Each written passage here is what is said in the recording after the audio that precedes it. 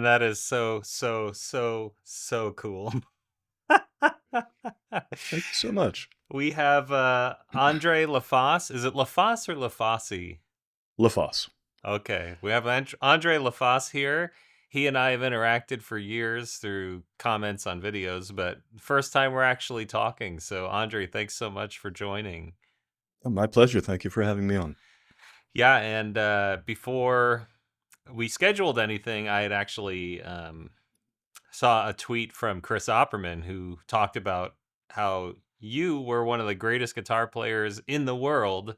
And I know Chris has worked with Mike Keneally and Steve Vai and all these other amazing musicians. And then your name came up in a conversation with AJ Chippero about your new album on 7D Media, Trey Gunn's label. So here we are. Tell us about this album and what we just heard.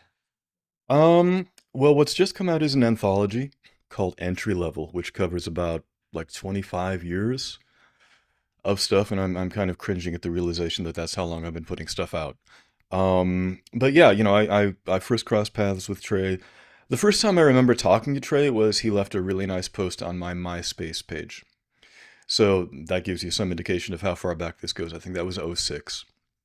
And we were kind of in each other's orbits for a long time. And then a couple of years back, he reached out and just said, "Hey, if you'd ever be interested in putting anything out on 7D, I'd be delighted to talk to you about it." I was like, "Yeah, please, sure." Um, and originally we were talking about putting out a new album of new material, which is still going to happen. That's slated to be later this year. But at some point, Trey and AJ kind of got the idea of maybe putting out some kind of collection of older material just as kind of an introduction to people and kind of like, just giving the lay of the land. And I was delighted too. And eventually it All turned into this. I'm sorry to interrupt. No, go ahead. Go ahead. Everything we just heard, that was just guitar, right? That's just Yeah, you and a guitar and a looper. that's right. Yeah. That was a live performance. How are you producing these kinds of sounds? Well, basically the looper that I've been using since 95. Wow, this year it's going to be 30 years. Jesus. The looper I've been using since 95 is called the Echoplex Digital Pro. And it was one of the first devices that came out in kind of the mid 90s wave of dedicated loopers. And this is one of many kids today moments I'm probably going to have during the chat. But kids today don't realize that there was a time when you could not go into a guitar store and just buy a dedicated hardware looper. Up until like the mid 90s with the advent of things like the Lexicon Jam Man or the Echoplex Digital Pro or that kind of thing, people who were looping were using modified devices pretty much, whether it's Fripp and Eno or Terry Riley or David Torn or whoever. They were generally taking things like tape decks or delay units and modifying them in different ways so that they could do looping with them. But the idea of having an actual dedicated piece of hardware that was specifically designed from the ground up to do live looping didn't really exist until that mid 90s wave. And the Echoplex Digital Pro in particular is really geared towards being able to treat loops dynamically, which means you can do things like expand and contract the length of the loop. It can be in integer multiples, so you can record a basic loop and then you can multiply that out to 8 times. It can also break out of integer multiples, so you can have like a 2-second loop and then tap a button, it becomes a 2-millisecond loop. And then you can re-expand that 2-millisecond loop back out to under 2 seconds. So you have that granular texture, but then you can overlay new things on top. So a lot of it is that, and a lot of it is using, functions like the replace function is one that I use a lot, which is basically like a punch-in function in a recording studio, which means that you're overwriting the audio with the new live input signal, which is kind of a big contrast to something like overdub, where you keep stacking layers on top of each other, but you keep hearing the older stuff underneath. And there's plenty of that too. But the idea with replace is that you're not creating layers on top of each other. You're actually overwriting whatever's in the loop with whatever you're playing. And here again, you can set it up so that it just drops very small segments of audio into the loop of just a couple of milliseconds. So a lot of what I'm doing on something like that is basically playing around with the length of the loop, doing a lot of replace stuff to kind of get things changing quickly, and keeping a pretty kind of thin texture overall. Kind of trying to steer away from the big washes of huge ambient sound, which I love, and I did a ton of that initially, but I kind of arrived at a lot of what I do now from trying to see what else there was aside from that stuff, and at a certain point, kind of deliberately saying, no, I'm not going to use a reverb, I'm not going to use the EBO. I'm deliberately going to kind of force myself not to play with all the stuff that I'm used to playing with, and then see what I came up with if I deprived myself of some of those tools. And I kind of arrived at the sort of thing we were listening to just now. Well, I think I should have articulated my question better, because I don't think I've ever picked up a guitar and had it sound like that. Like, looping Oh, aside, what are these sounds that we're hearing? I'm just going to play a little bit again. yeah, yeah, yeah, sure.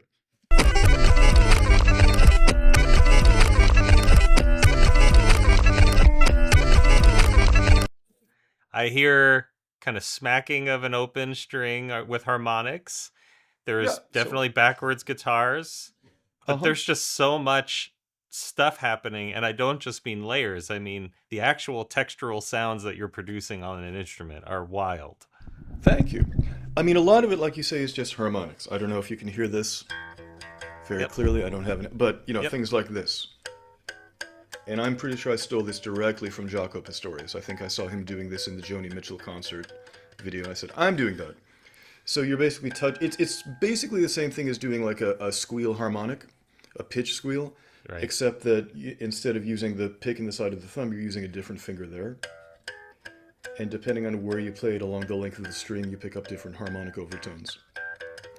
And then a lot of what I guess are called harp harmonics, where you're basically playing an octave above the fretted note. So if I'm fretting like at the fifth fret on the second string, and then I'm plucking on the 12, 13, 14, 17th fret on there, plucking an octave above. So you get these basically harmonic octaves, but you can still do all the things with bending and vibrato and all that kind of phrasing that you can't really do with natural harmonics at the 12th and 7th fret. And So what a are you lot of it is, doing percussively? It sounds like you're, yeah, yeah. so mainly this, just muting the strings. And I also found that, especially with a humbucker, if you smack right on top of the pickup like that, you get a really nice kick drum sound.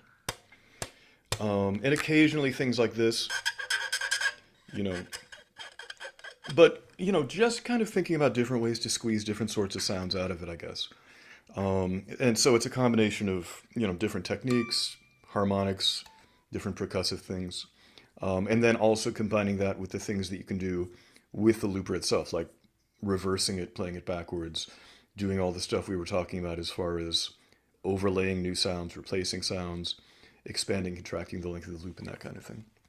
That's awesome. Do you have Thank you. physical copies of this CD? Is it out on 7D as a physical release? No, that particular release is download only. I only Okay. did two physical releases back in the late 90s and early 2000s. And then I didn't do any more releases for about 9 years after that for various reasons. And after I got back into making recordings, this would have been about 2012. I just I did everything download only, and it's stayed that way up to and pretty much including now. We've talked about maybe doing a physical release for the upcoming thing of new material on 7D. And I kind of like that idea, if only for the fact that I've never had a physical CD that had somebody else's record label name on it. So it would be kind of fun, like, oh wow, somebody else put my stuff out. That's great. But no, for the most part, most of my stuff has only been download. Yeah, and another compliment, feather in your cap here is I had heard, or AJ said, you should check out Andre's CD, and I was like, yeah. I mean, I've heard some of what Andre's done, and I've followed you on Instagram and social media for a long time. But he said Trey Gunn said you've got to hear this guy. He's just incredible. So I think you've got Trey Gunn, Chris Opperman in your corner at the very least, which is great. And it's cool to see some of your techniques. I would compare you to what I'm seeing, or I did an interview with Michael Manring, and he went through all of these. he said on new strings he can get like 13 harmonics, starting at the fifth fret, going back down. And I love to see people like you exploring textures, sounds, loops, really interesting things on Thank you. what is a conventional instrument by now. Thank you. Yeah, Michael's amazing. I was lucky enough to do a few gigs with him many years back, and Hmm. he's such a sweetheart, He you know. is. All And right, then he so starts playing his. No, oh, go ahead, go ahead. I'm sorry. No, I was just gonna say he's such a sweetheart, and then he starts playing. It's like, oh my God, Yeah. dude. Yeah, so can you I don't know if you know these tracks by name or not, but I was going to play Seismic next. Do you remember Okay, that yeah, one? I You want certainly to do. Yeah. you want to set that one up? Tell us what we're going to hear. Yeah, so this is off the second CD I did called Normalized, which was mainly about featuring, this kind of solo, glitchy, post DJ looping thing. And that album was made around the time that I finally got to a point where I could listen back to the recordings and say, this sounds good. This sounds like music. This sounds like something I can get behind. Let's make an album about it. So this was right around the time that I was, kind of making connections in such a way that I was starting to feel like, yeah, this is good music making. This is something I feel good about. In this particular track, it's similar to what we just listened to. It's just a live performance, an improv with guitar and Echoplex Digital Pro. At the time, I was playing a Steinberger instead of whatever I was playing since then.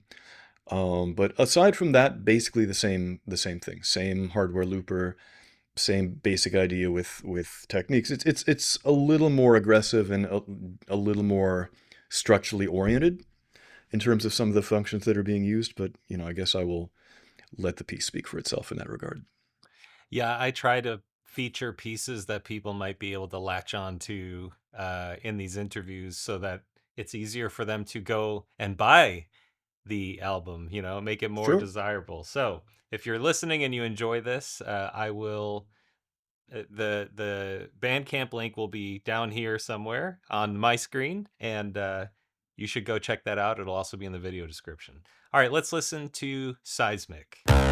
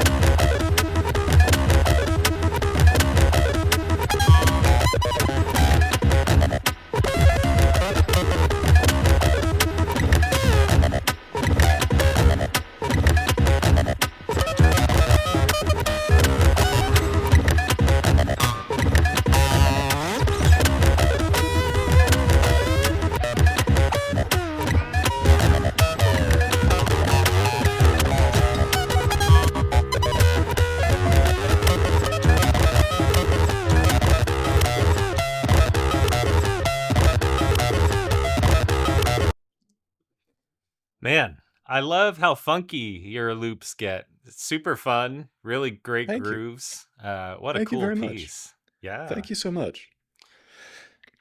Yeah, and a lot of that actually came from, long story short, I was a big prog rock geek in the 90s, which will come as no surprise to you, I'm sure. And I got into looping largely because of people like Fripp and David Torn and that kind of thing. And I came to realize over a period of time that the kind of music I was more inclined to want to listen to was not generally ambient stuff. And it's nothing against ambient stuff. It's just for my own inclinations as a listener. I was much more likely to listen to like a funk recording or a hip hop recording than an ambient recording or something like that. So a lot of this is about, thinking about different ways of accessing more overtly rhythmic things.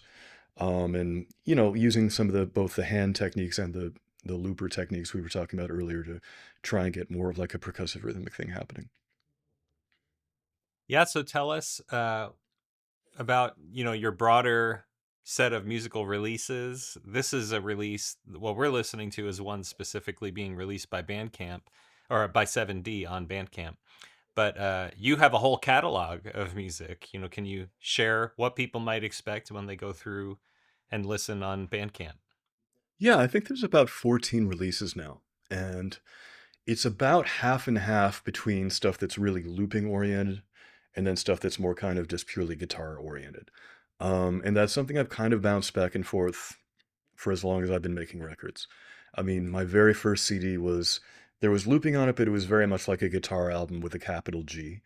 And then in the years between that and the second one, I became really fixated with the looping world and, excuse me, not so much with the more playerly side of things. So about half the stuff is very live looping oriented, and a lot of that stuff is kind of designated as being in a series of what I call six-string mixtape, which is basically just live in studio jams, and framing it like that. It's like this is me jamming in the studio. This is an anthology of that stuff. Mhm. And the other half is basically more kind of playerly, regular guitaristic kinds of things, playing guitar like a regular guitar player and thinking in terms of like melodies and chords and structures and that kind of thing. So I'd say the catalog is about half and half divided that way. I will admit that when I was listening through some of your music, it was very I felt like it was very Joe Satriani, early 2000s inspired. You've got very melodic stuff going on. It's very guitar solo, or if you like Joe Satriani stuff like early 2000s, late 90s, on this 7D release, there's plenty of that. But I've also seen you do a lot of that. Well, you're just a very diverse player, but when I think of your playing, I think you've got a very melodic sense and you're always playing with different sounds. And I love you've got that David Torn thing going on too, where you just never know what kind of tone you're going to hear when Andre picks up a guitar.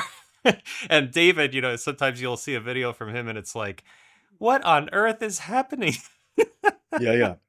Are you influenced by Satriani at all, or is that just me putting pieces together in my own head? No, that's really fair. Like I started playing guitar, I think in 1987 or 88. So, he was the king of guitar playing at that point in time, and rightly so. And just the idea of being able to use the guitar as this really strong melodic voice it wasn't the first time I'd heard it necessarily, but I don't think I'd ever heard it done quite as I don't think I'd ever heard somebody like nail that concept in the same way that I think Joe did around that period of time. So yeah, there's always been this underpinning of arena rock in a lot of what I do. I'm a total Midwestern kid. I was born and raised in Iowa, so there's a certain like romantic, um, unironic, sincere arena rock thing going through a lot of what I do because I think that's kind of at the core of a lot of who I am as a player, I guess. Um, and a lot of it is kind of that aspect kind of colliding with these very kind of deconstructionist, postmodern, abstract kind of things. So I think a lot of what I do kind of has that sort of duality to it. It's not necessarily that I sit down and I say, let's do that. Let's do like a Satriani meets David Torn thing. It just kind of ends up coming out that way, no matter what I try and do to the contrary. And it's not a terrible thing. I mean, I'd be honored to be compared to somebody like Joe, but um, I think a lot of what I do is trying to see what else there is, knowing that that's always going to be in there anyway.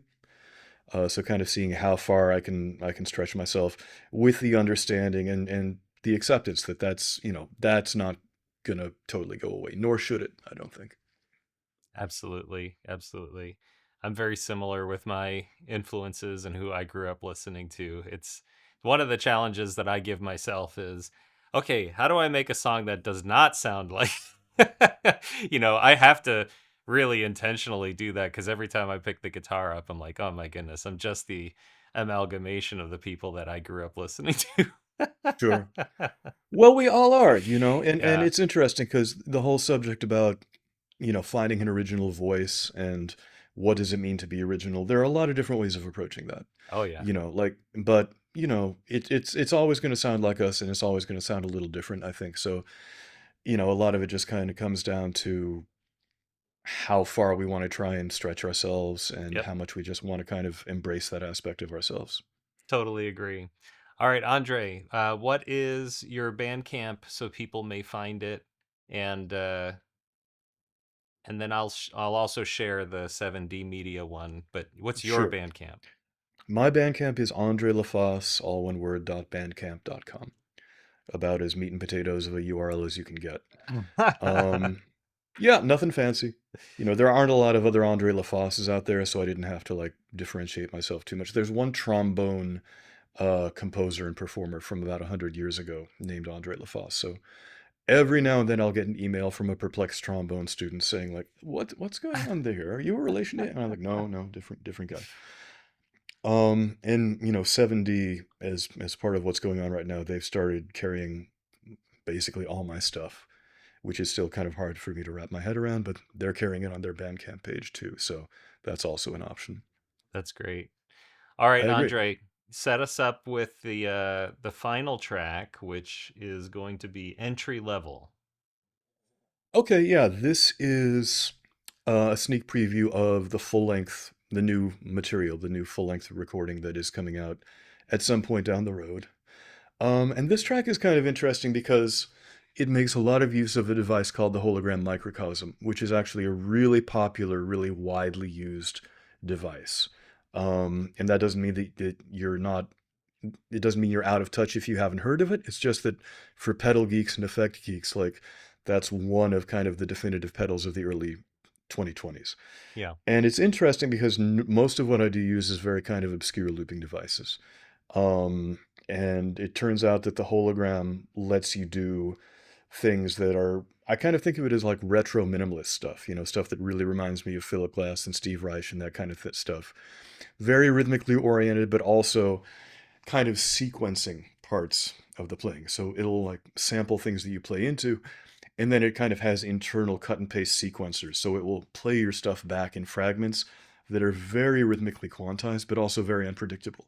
Mm. So a lot of the time I'll hit a note and it'll, excuse me, it'll come back, but I won't really know what it's going to sound like until I hear it back.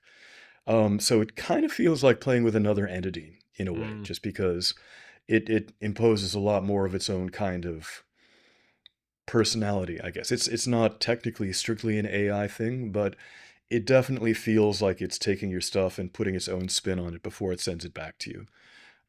Which for me as a player puts it in a very different kind of territory that I actually really like because it kind of keeps me on my toes a little more. And just as a listener, I tend to really like the stuff that it comes back with and that I'm able to do with it.